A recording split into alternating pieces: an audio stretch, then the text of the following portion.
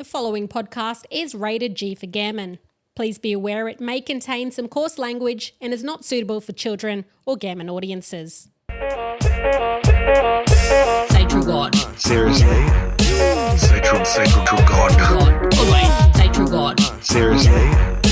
Say true God. God. We're back. Say true God. Them yarns. Say true God. God. Always say true God. Them yarns.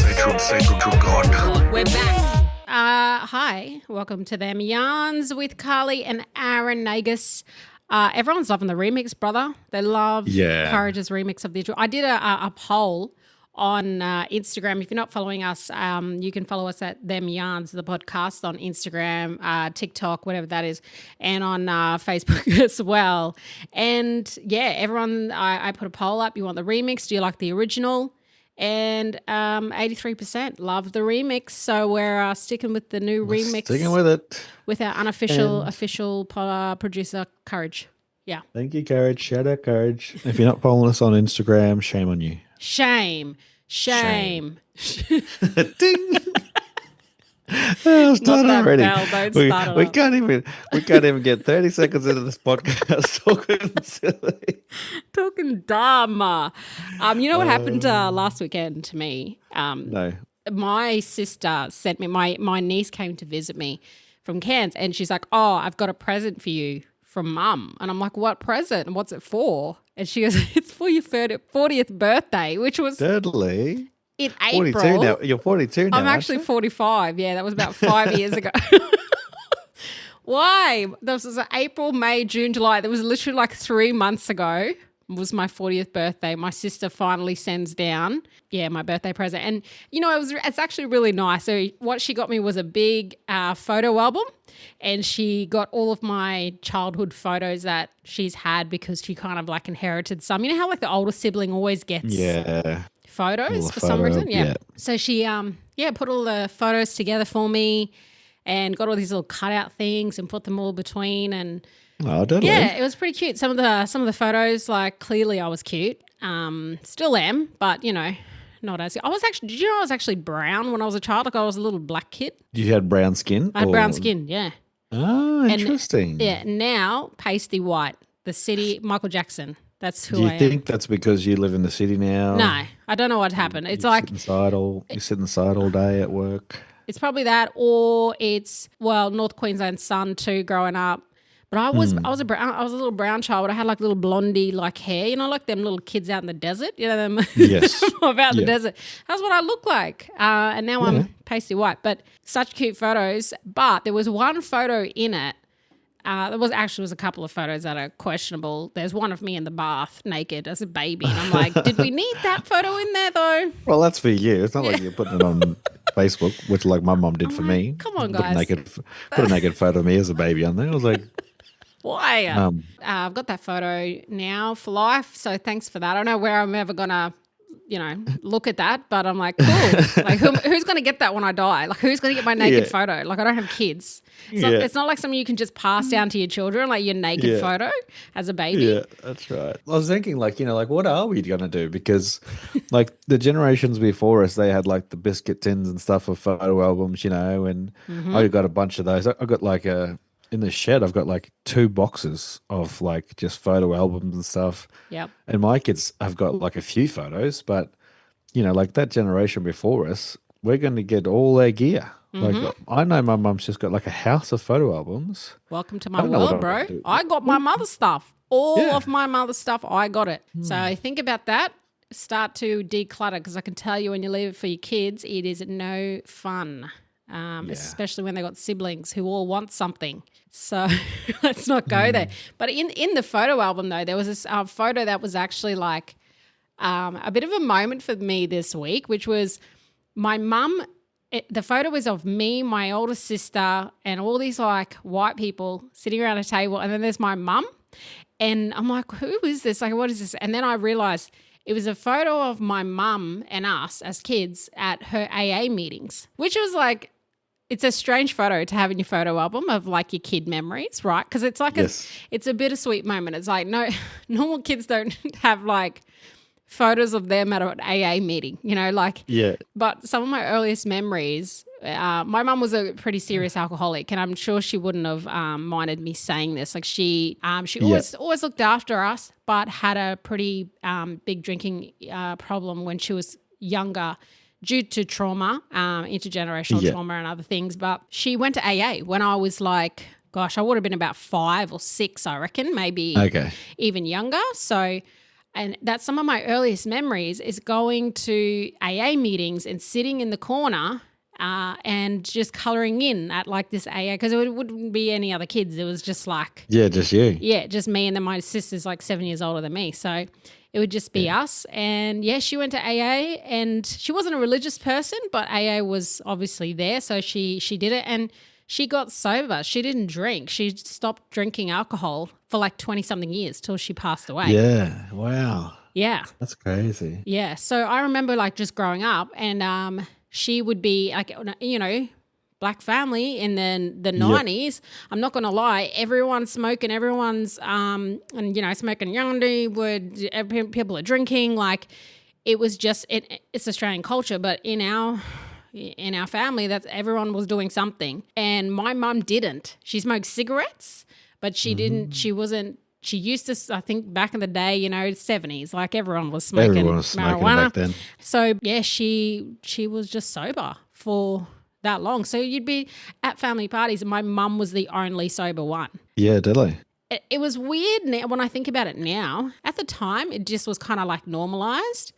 But yeah, you think about like how rare that is now when I think back, when everyone around us. It's even crazier. My mum was sober too. There you go. Like, But she as was in for a forever? complete... Yeah. So my mum's had 3 alcoholic drinks that I remember, and there's all when we were adults, and she was making fun of us when she was doing it. Jeez. So, but the reason my mum is non-drinker, she's Christian. Yes. So heavily into church. So it was never, we were exactly the same, no matter what. We were going to basketball parties or, blackfella parties. Although a lot of the blackfellas half the blackfellas that we grew up with were also Christian. So there was hardly any drinking in those ones. But the family ones, people drank and smoked yarded, all the stuff that people were doing. But yeah, we'd go to non-Indigenous parties too. And mum would be the only sober one most of the time. Yeah. That back in those days, people used to just drink drive and they didn't really care. Yeah. Remember when that happened? Remember when people used to drink drive? Was just a thing. People just were like, I've had a few beers. How many's a few? 10. No And then just seatbelt. drive home. No seatbelts. Remember no passenger limits. You just pack everybody in the car. That's right. Remember the old ashtrays in cars? Yep. Ashtrays, people, okay, and lighters. Remember, you'd actually get a lighter to light your cigarette in the car. In the car. Yep. That's crazy to think about it now. Yeah. Yeah. So my mum was the same, but she didn't smoke either. So that was probably and I don't know if that was a religious thing or not, or she just decided she didn't like smoking anymore. But she had before she had kids, she was, she used to party, and, there's photos of her with drinks and with smokes, and, my uncles, when they get too charged up, tell some stories about, and she gets all embarrassed. But then when she had us, me and my brother, she started going to church again, and that's where she's been now. She's been back at church, 40 something years. Yeah, wow. And so the only time she drinks is, when we're, she might have had, I think she had like a glass of wine at a wedding, and when we're on holidays, like we went to Vanuatu, so she had like a, whatever. But it's always like, I'm going to get charged up here, like settle down, Deborah, it's only one drink. Yeah. But you know what I mean? So similar experience, just completely different reason. I don't know what her life was like before, maybe she did have a drinking problem before us. I don't know. But I just know that once she started going to church, that was her thing. And non-drinking was how we grew up as well. That's cool, because now sobriety in the last few years is becoming quite popular in Australian culture. That's my dog in the background, by the way. By the way, for the listeners, I'm just going to, I'm not going to hide anymore, Aaron. I'm not going to hide this podcast anymore, how black it is, okay? And what I mean by that is I'm going to let you just hear what's in the background of my household, because the last few eps, I've been hiding, okay? I've been muting, I've been editing, I've been doing the things so you have a perfectly nice edited podcast. But you know what? I'm sick of it. I'm sick of hiding my mission dogs. The Mission Dogs, the blackest podcast. They got to have Mission Dogs on. They're just part of the podcast now. Just bring them in. It'll be Carly, Aaron, and the dogs. Carly, Aaron, and the Mission Dogs. And then there's going to be another remix intro song with the dogs wooing in the background. I just need to tell everyone, I'm not doing it anymore. I'm not hiding it. If you hear something in the background, it is my naughty Mission Dogs, okay? They're a part of it. So they, for some reason. I never hear the dogs, but I'm sure your deadly ears can because obviously I have hearing issues. No, you know what? You don't hear them because I hide. I mute. I try to do things in the background so these hardheads don't make the podcast and annoy everyone on like listening. But I can't do it anymore. But even before the podcast starts, you're like, can you hear that? I'm like, no, I can't hear that. So every time we come to do this podcast, they have started up this new routine of running amok, and I've really been trying to hide it. I've been trying to do everything I can. But last week we had a ripped up blanket. We've had ripped up towels. Like it's this podcast. So you know what? Everyone's going to get to share in this. So that's it. That's all I have to say. Share the love. Share the dog love. So if you hear something, tip-tappity, wooing, barking, that's going to just happen, all right? Everyone, it might be me. It might be me, but it also might be the dogs. It's us. It's definitely us. Anyway, back to it. So sobriety, it's been popular the last few years, this whole sobriety push. Now, if you don't know, I've been actively sober, chosen for 11 years this year. 11 years. That's right. That was deadly. Years. I remember you posted about that. 10 years. When it was 10 years, I was like, wow, that's crazy. You knew me as a drinker. Yeah, well, that's how our friendship began. Our friendship began seriously. It did. At a very serious occasion, and then every occasion after that, we were drunk. In our 20s, early to mid 20s. So early 20s. Normal times, normal drinking days. Not like we were waking up at Monday morning, like, hey, you want to go have a drink? It's not like last week when Aaron's got 3 kids and a wife, and I'm like, let's get on the charge there, Mambala. No, it's not. It's not that. You've known me as a drinker, so now 11 years later, I don't even think about it. It's not something that I even think about anymore, having alcohol. But I remember when I first started it, so many people, especially people who knew me as drinkers, like you knew me, Nagus, come on. Was I not the life of the party bruss? I will admit that when you said you weren't going to drink anymore, I was like, oh, that's interesting. I wonder how that's going to go. Because, we'd known each other for a little while. I was like, she really likes to have fun. And, alcohol was always part of that. Not that you can't have fun without alcohol. Yeah. But up until that point, 11 years ago, I had never known a Carly without, just having a little tip. Yep. You weren't getting charged up during the week or anything, but when you had fun, you had fun. Yeah. I run amok. Look, I was the leader of the pack. I led a few people astray, let's say that. If you think she likes attention, when she was drunk, this is on steroids and everything else. Not literally, but it was crazy. Steroids. If there was a podium to be on, I was on it. And then some, It was a good time. I had my fun.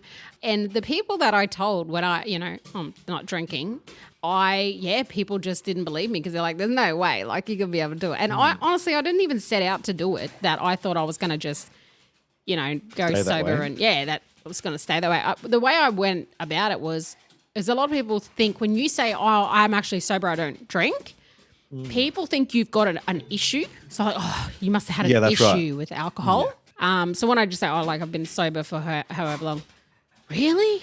Like, oh, so like why? Like did something happen? There's always you just see it in people's faces. They can't kind of believe it. I think there's some type of bad reason behind it. So mine actually never was. I never had like bad issues with it. Like I'd have a big night every now and then and probably have a bad hangover and make some silly decisions, but it was nothing out of hand. Nothing traumatic that was like, oh, I need to stop drinking now. Yes, like I didn't lose a house or friggin', do something crazy, but I kind of just went without it for, I think it was about 3 months. I wasn't surprised because you're a hardhead when you kept going, but I think for me, like even like when you went to your business class, and I remember talking, I was like, "What? You didn't even have like a glass of champagne, Yeah. like in that moment?" You're like, "Nah." No. I was like, "So that's the thing that surprises me." So I'd have been like, because I don't think I'd ever pay for business class because I'm just too cheap. But if I ever did, and It's I something think to I'd still be celebrate. like, okay, I'm gonna spend this expense. What's the most expensive drink I can get? Because Right. that's how my brain works. How do I get Yep. how do I get as much value for money out of this ticket Yep. as I can? But yes, I was really surprised when you said that. I was like, okay, that's proper.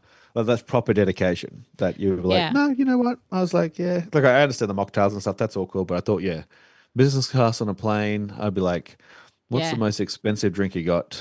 And just keep giving them to me until you're not allowed to give them to me anymore. Is my mentality. But I that's know. And that yeah, that would have been my mentality 11 years ago. Definitely. yes, Like, I probably would have been able to do business class 11 years ago if I didn't drink. So, yeah, there's some things you give and take in this world and some yeah, things you're winning on. But I just stopped drinking for 3 months and went, oh, it's been 3 months. That's the longest I'd gone, I think, without alcohol. So I was like, oh, let's just keep this going for a bit. Next minute, it was 6 months. And in this time bracket, I actually had a breakup. So I had a real challenge thrown at me. I was still like late 20s, so I was still getting invited to go to clubs and this and that. So I had a lot of those temptations. And I just stuck with it. Went a year and then next minute got to a year and I was like, well, I can't break it now. It's been a year. And that's how hard-headed I am. It's been 11 years. So yes. yeah, but now Yes. it's popular. Now it's very trendy to be sober. So it should be like it's. I think for me, thinking about how I used to drink, so I was the daylight spark. Once I started, like it didn't matter what time of Hey, the day I me started. too, Like if I bruh. cracked it, I didn't believe in social you drink. So people are like, oh yeah, it's kind of like, bruh. I either don't drink, like I was either like completely 100. sober, or I was pedal to the Daryl. metal, Daryl. Yeah, so I was that bad. I probably am still sometimes if I don't look after myself. I was that bad that I had to create a nickname for my drunk alter ego just because he was a menace. He And I was. didn't want to be associated with him. So, those are the Oh, sort of things that no. people stop drinking for. So, Yeah. that's lucky I got older and had a few kids and moved away from some of my mates who, when we're together, we're the most fun combination of people you can get. Unfortunately, that always. That was me. That was also me and you. We ran That's amok what I'm on saying. grog. So yeah, when I moved to the Sunshine Coast, I have some friends here, and they're a bit more respectable drinkers than Yeah. the people that I used to party with. So Yeah. it made it easier to not be Daryl anymore or Dazza. Dazza. Oh, yeah, I remember him. He was a menace.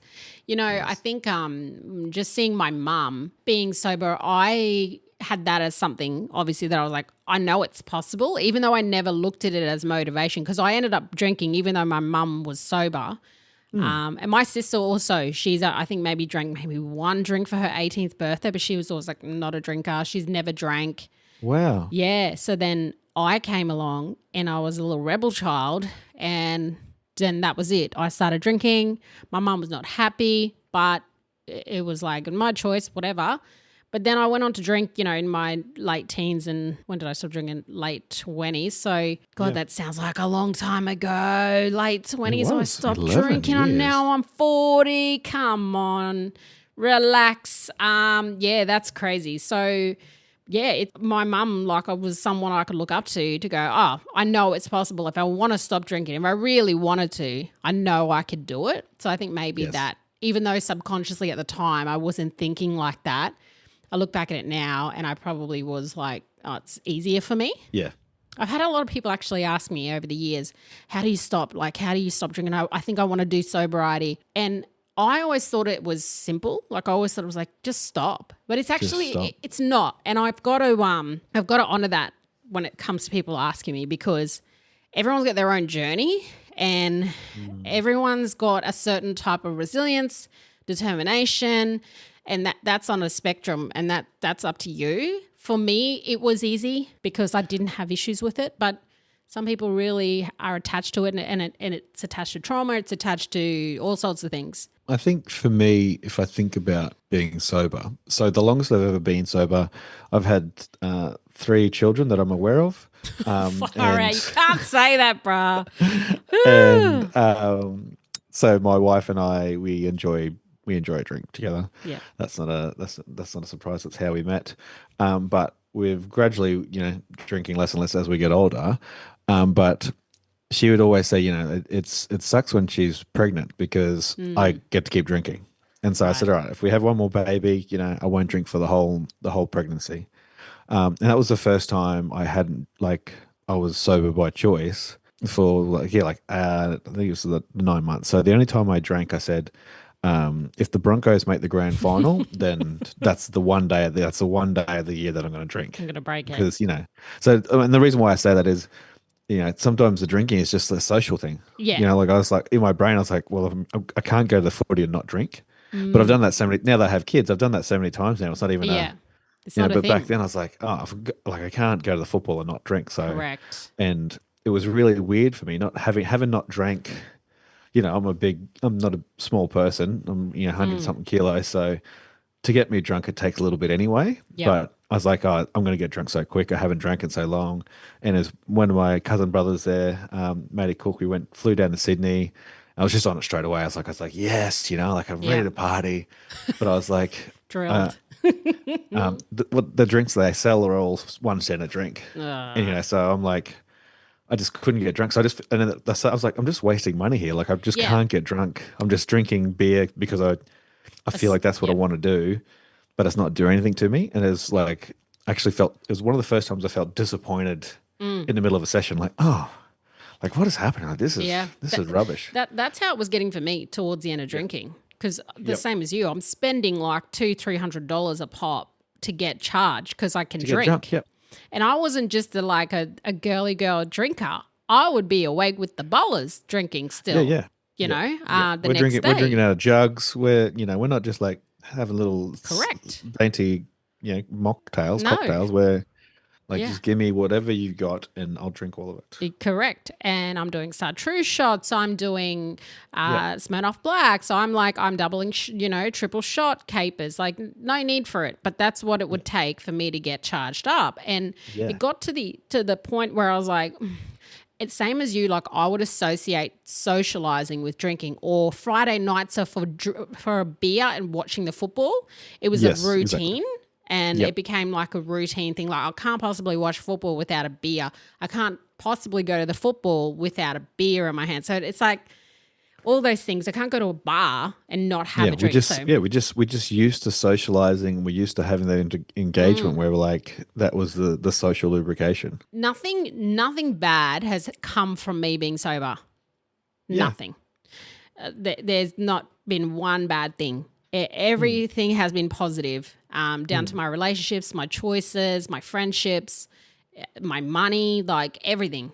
It's been the best decision. I'd definitely recommend it. I wouldn't recommend it for the faint-hearted if you're thinking that it's going to be easy. It's not easy. It can be once you get into it. Like, once you get past a certain point, I'm just going to be real with you. Like, it took me a good year, like 6 months, really, to not go anywhere, stay away from people, till I learn how to interact socially without alcohol. It took me a while. Have you tried those zero beers? I have. Can I tell you, the first time I had one, I was at the Blue Mountains with my friend Cody, who I went overseas with, and she goes, oh, you got to try these Carlton Zeros, right? This is when the zero beers started getting good, right? Because years ago, they were terrible. They were horrible. They tasted never had pee. one, but yeah, sure. Oh, back in the day, they tasted like pee. And so I was like, nah, I don't trust this. She's like, and I'm sober at this point. I'm about 5 years in. And she's like, just try it. It's a 0%. There's 0% in it. I'm like, because I'm like, I have not had a sip Nagus in 11 years, not one sip of anything. So I'm paranoid, and I always have these dreams that I've had a sip of something because of an occasion, and then I've like totally regretted it because I've gone, damn, it's 11 years. Like, you broke the streak. I broke the streak. So anyway, I said, I'll try it. I tried the 0%, and when I tell you, like, my brain spun out because Really? it tasted exactly like beer. Like, and I hadn't tasted beer in 5 years. And Yes. it was a boiling hot day, and the taste of beer on the bottom, I was like, this is the greatest thing. And it didn't, there was nothing in it. But for me, I was like, okay, cool. That's a cool experiment. But if I wanted to drink beer, I would just drink beer. Just So I'm not going to drink go and beer. now buy 0% beers. And now I maybe can get through half of one of them. And it makes me feel sick because of the yeast. And it's just like, Yeah. it's not for me anymore.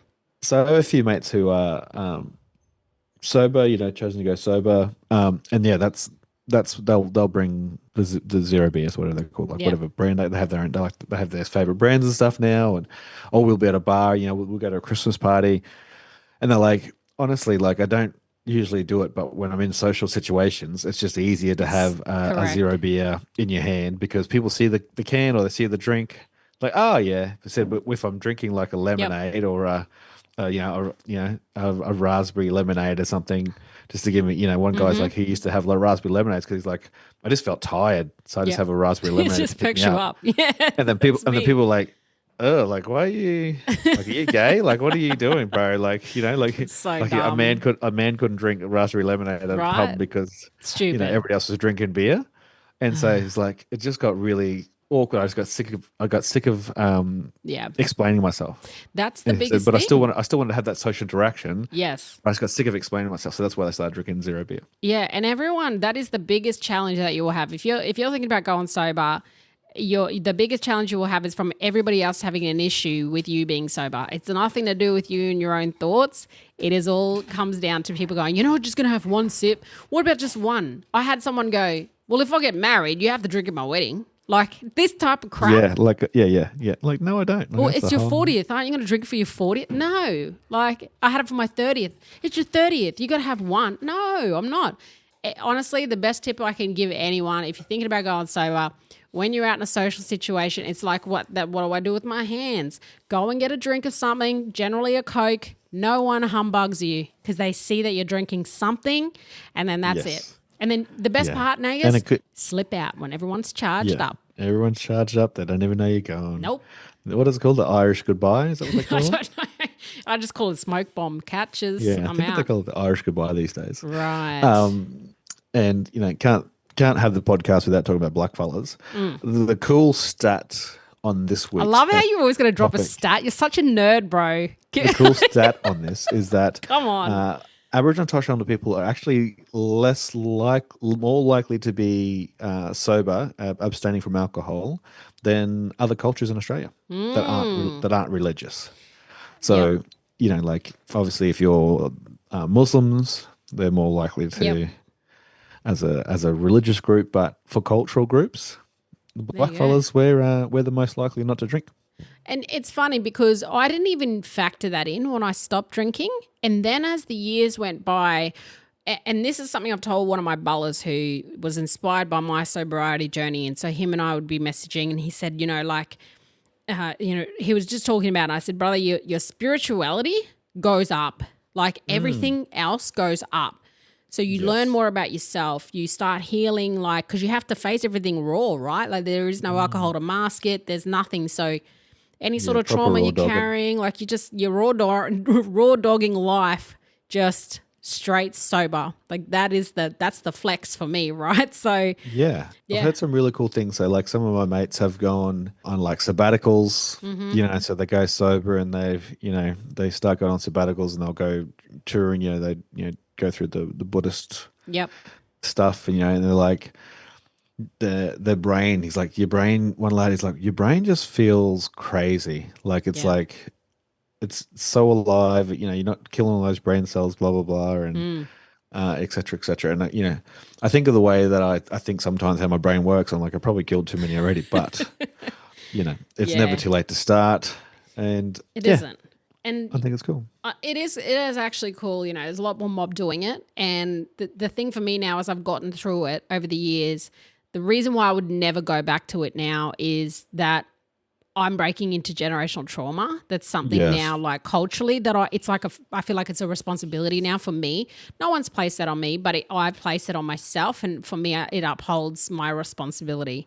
So yeah, for me, it's breaking that intergenerational trauma. And it's a way, like, I can't control everything, but I feel like alcohol especially has been this weapon of colonialism for our people, and it has really brought us down. You know, if you take alcohol away from our communities, just look at so many things that would actually be fixed, you know? Yeah. Domestic violence, we've got overcrowding, like poverty, like just take away alcohol itself. And that was something that was introduced to our people. So I'm not going to sit here and go that we're choosing that. That is something that was introduced to us and has been, infiltrated into our communities now. And I hope for our people that more people could do it. But, it's an individual thing, sobriety, and I wouldn't push it on anyone, but I don't regret it. Yeah.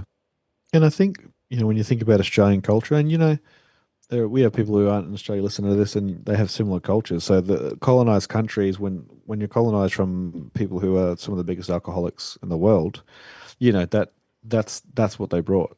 So when I think about all the traditions and all the things that happened when I was younger, like everything revolved around alcohol, and then you meet people from some other cultures, and like, so for me, I'll never be sober, but I have a lot more control over like how I drink now and how I see alcohol and my relationship with alcohol. Yeah. So like I've got mates who probably have to think about what their drinking is, and so I'll say like I'll say something about it, and you're like mate, you're probably drinking a bit too much, etc., etc., etc. But this culture that we've grown up in is like beer and alcohol is just how that's what you're basing your life around. Your life is based around going to work from Monday to Friday, Monday to Saturday. Then after work, you have a beer or you have a scotch or you have a whatever. So I like alcohol, but I've learned now that having a family and blah blah blah, it's not that part of me. It's not that as important to me as it is to some of my friends. Yeah. But when we're together, I'll party like I'm 21 again. Yeah. But like the times when I feel like that now, and the times where I'm like, like most Fridays now, I won't have a beer at all, which was unheard of. Right. Friday. like Everyone lives for unheard their of. Friday. Their I Friday was like, they drink. I'd be driving home from work, just stop in a bottle, just get a 6-pack. Yeah. And I still do that every now and again, but like it used to just be a thing. Routine. And I used to gamble a lot. Yeah. And I still will gamble, but alcohol and gambling was just side by side for me. Like I was like, and sometimes I still will just sit down on a Saturday afternoon and have a few beers. But previously, if I was sitting there drinking beers on the Saturday afternoon watching horses, whether I won or lost, it was going to more like I was going to scotch, then I was going to whatever, then I was going out, like messaging people like, oh, what are we doing? What are we Blah, doing? blah, There was no full stop. Whereas now I buy like a full pack because I only drink fancy beer. I don't even drink, like Real McCoy. There's no real McCoy here anymore. there's no cheap spirits, no cheap beer. Like if I'm drinking, I don't drink enough. I don't drink that much anymore. So I just want to enjoy I want to have like good stuff. And I guess that's because I'm bougie and I'm old and I got money now, so that's fine. So I acknowledge that privilege of being able to afford Fine the drinks wine. the drinks that I drink aren't what everybody else drinks, and that's fine. Yeah. I'm okay with that. But yeah, I think for me, while if people aren't going sober, I think it's just to think about the relationship you have with alcohol and how that looks for you. So, and if you enjoy drinking and you can handle it, then go for gold. But for me, I don't think I'd ever be sober, but I've realized that the relationship I had with it wasn't healthy. I really needed to think about what that looked like for me and what that looked like for my kids and, that sort of stuff as well. So It doesn't discriminate either, alcohol. It affects every part of every culture and every society, and it's a legal drug. And, that's the wildest thing. Crazy. And Australians love to do it, all types of Australians. So, in saying what I said before around colonialism, not just beyond our Aboriginal community, if you took away alcohol from the rest of Australia, imagine the issues that would be solved. But hey, we could go on about it. Shout out to Gen Z. Is that the youngest ones? I don't even know. No, I feel like there's another one now. There's like a... So the ones that are just turning 18, they're drinking less. They're drinking less than the generation before them. Can we talk about it in the future about this new craze of have you seen this, the coffee thing, and they're doing the DJ? So instead of going out to a nightclub, people are going to coffee shops and they've got DJs set up. Yes. I don't know how I feel about it. I have to sit on that for a while, and that can be something we talk about in the future. Yeah, So I let's need do to it. look Let's more just into it. let's just go to there as part of a podcast. That's going to be our Can we go on to? We should. Let's go and infiltrate one day. Me and infiltrate you, one. We're going to talk to some people. sober, coffees in hand, Saturday Coffee's in morning. hand. Well, I don't drink coffee. I drink chai. Okay, Thank you. try in Thank hand. you very much. You're so Sunshine Coast. Get out of here, bro. Chai and honey, my friend. Get out of Oh, here. this coffee. Speaking of, let's do a little culture killers for you. How about that? Yes. Deadly. Stop it. Deadly. Culture killers. A deadly Deadly. thing. Stop it. Deadly. Culture killers. Culture killer. Deadly. Culture killer. Stop it. Deadly. Culture killers. It's back. It's back. It hasn't been on for a while. We haven't done a culture killer segment. Even though there's been culture killers everywhere, literally, figuratively, and realistically, and whatever else. We haven't done one. The culture killers segment is around something we want to cancel. It's like this the cancelling of cultures, all types of things, right? We just talked about sobriety, but let's move on from that. It's my last week, brother, at the job that I'm currently in, which is Last week. last day this week. Last day this week. Wow. Can't wait, get me out of there. It was a 1-year contract I took in a corporate setting, and I've never worked in a corporate setting in my life. So Yes, and I remember you talking about this because we had a similar change, you and I, It was into around a the more same corporate time? space around the same time. yeah, that's right. Yeah. And we're saying how weird it was because we'd never been corporate before, and it was such a weird change from, I both worked in black organizations, white collar organizations, NGOs, Yep. with kids, in community. You've done a lot more media stuff than I have, so that's probably a whole different kettle of fish. But Yeah. we'd never been in this corporate office space before. No, I've been in youth detention centres, but I'd never been in a corporate office. I can tell you right now. I literally have had lunch with kids in a cell, but no, never been in this corporate office. No, have eaten biscuits with kids and had coffees and Milos, but no, never done the corporate life. I think I prefer, after all of that, take me back to the youth Take you back detention to it, eh? centres. Take you back to the detention centers Hell with yeah. the kids. Kick back with the kids, weave, kick back, watch things, movies sometimes. What else do we do? Table tennis, what else? Played cards. Yeah, like that's, I'd love that rather than the, Just quietly, we don't pay youth workers enough money for the things they put up with. Bruh. Like, if you're a youth worker, shout out Shout to you out. because you're living the dream, but also that is hard Mm-hmm. work. So we appreciate you. Definitely. And oh man, especially in those places, a lot of those people work overtime to be with those kids on, so they're not locked in cells. That's a whole nother yarn. But shout out to the youth workers. But yeah, take me back to that line of work because I tell you, this corporate life ain't for me. I knew that from the very first day I walked into an office. And can I From just the first day. bro, from the first day, I know when a space is for me and when it's not. First day, I was like, oh my God. And I have to give a shout out to Sister Tanya. And she listens to the podcast now. She loves it. She listens to it around the neighborhood. She walks her dog. And she was the first black fella I seen there. And so she said, oh, what are you doing here, sister? She knew me, right? She stalked me down because she knew me because I was CJ's Vines. And she's like, oh, I know you. She did one of those. And I was like, no, you don't. She's like, yeah, how do I know you? Anyway, she worked it out that I was CJ. Turns out she knows everything about my life. And I'd only just met her in the kitchen at this corporate job. you want to be famous. You want to be the famous woman. There you Well, go. I prefer infamous. But anyway, she was really deadly. So it wasn't until I met her that I went, oh, this ain't for me.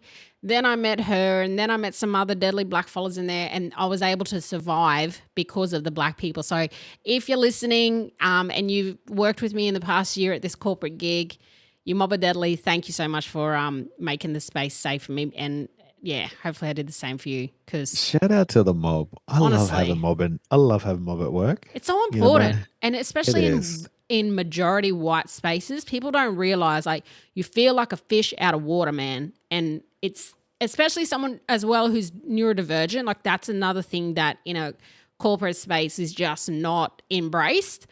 They'll say that they're inclusive and diversity and this and that. they really aren't. And it's the open plan office for me that I want to cancel this week because, Open plan offices are the worst. brother, this is what I'm dealing with. And I don't have to deal with it anymore. Yeah.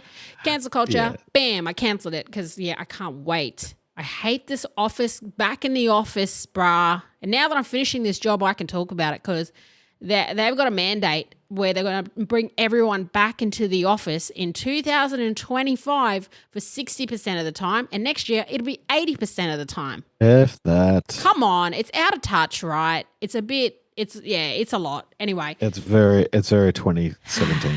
Jeez. And, they need to move with the times. So I 100% agree. I'm ready to cancel open plan offices. I don't mind the office. So do you have an office though? Do you have a desk to go to? I don't. No. We hot desk. Our whole place hot desk. So we don't have a set place. You book in. There's a little booking system. Oh, really? And some people are like, they're there 5 days a week, so they just book the whole desk out. So they're fine. But I'm only in 1 or 2, 3 days a week, so I just sort of take what I can get, which is fine now that we have tables and desks that move. But my problem is, I'm a little bit above 6 foot. And some of the chairs just aren't made for people my size. So, I'm trying to sit in this gamma chair. The thing's not popping up properly.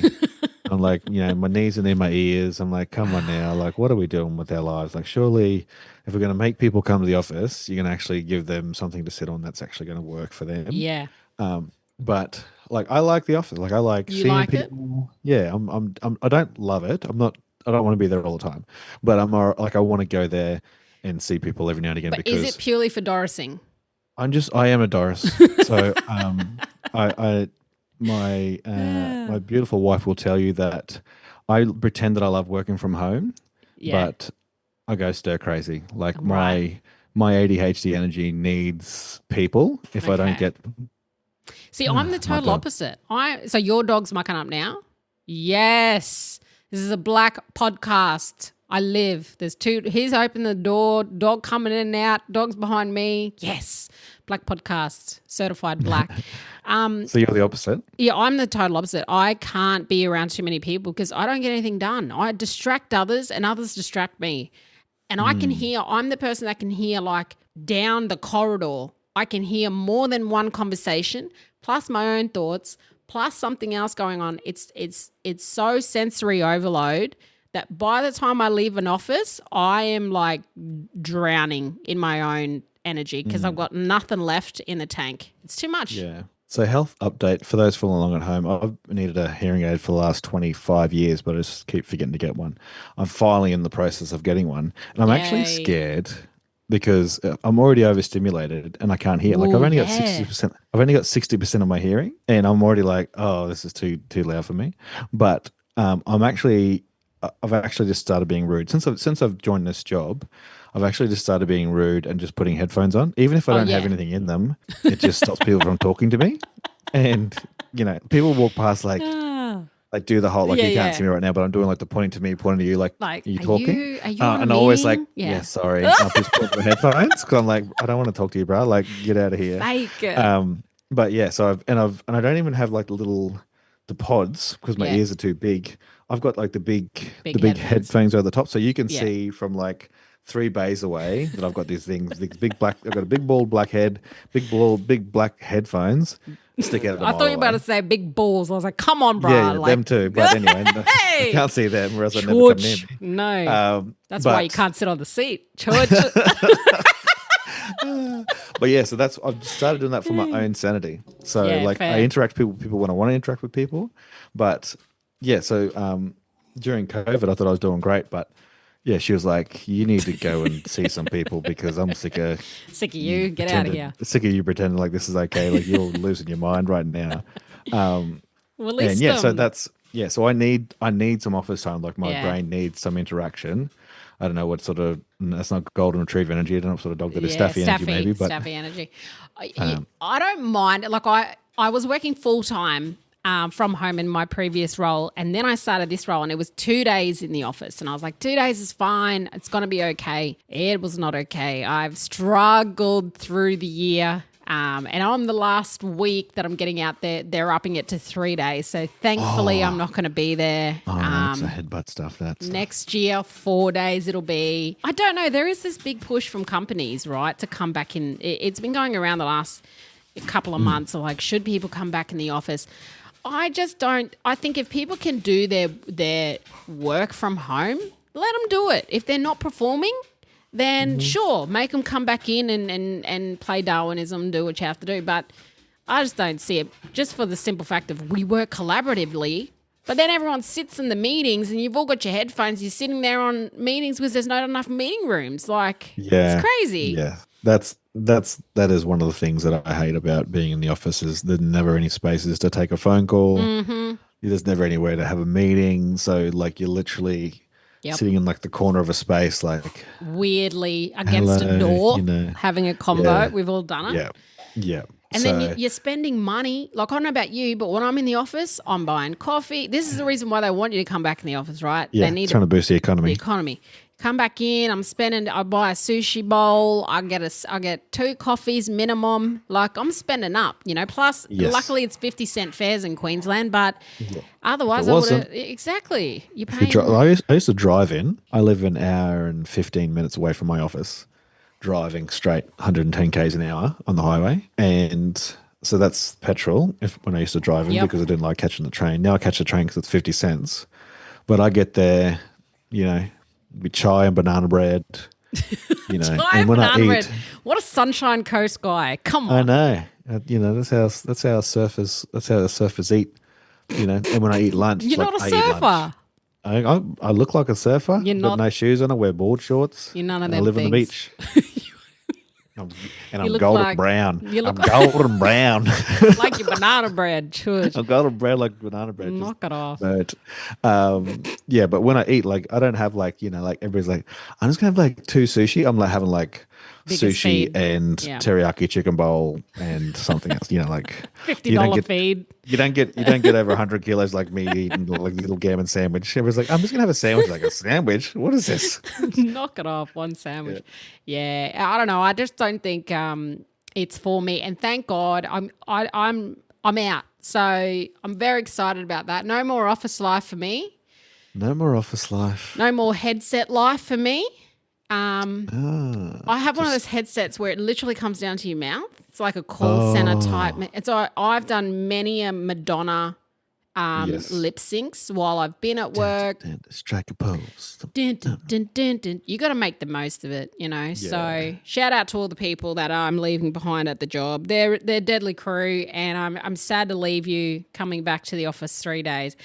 And I'm going into a job that is work from home full time. So, chef's kiss. Very grateful for that. That's deadly.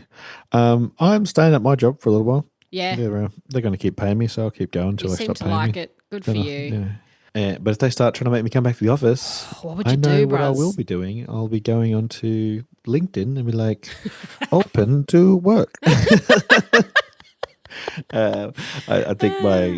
I think my manager listens to this, so that's not a threat. Okay. I'm just saying. That's a promise from Nagus. Promise. Don't never talk about it. But yeah. So, all right. Well, good luck to all those people in the office. Tell us what you think. Drop us a message. You're listening to this office right now. Yeah. Shout out to you. I wonder if people listen to us in their office. Surely not. Of course they do. Really? You could have something on your headphones while you're sitting there typing away. I feel like we're a podcast for like the car or maybe like a walk, like Tanya. She's listening to us on a walk. I don't feel like we're the office listening type. Like I can't see someone at a corporate job listening to you and I talking about your big black balls. You know what I mean? Like, well, they probably were till they start talking about that. They're like, I'm going to listen to these black balls again. This podcast just gets blacker and blacker. Really does. That's our cue to get out of here. If you want to give us a message and let us know what you want us to talk about on Them Yarns the podcast, go to our Instagram, our Facebook, and give us a shout out. And send all complaints about the balls comments to Carly, please, not to me. I don't want to hear of it. I will take all ball comments. I'll take complaints. I'll do what I have to do. You're an idiot. All right, we're out. Catch us. Thank you.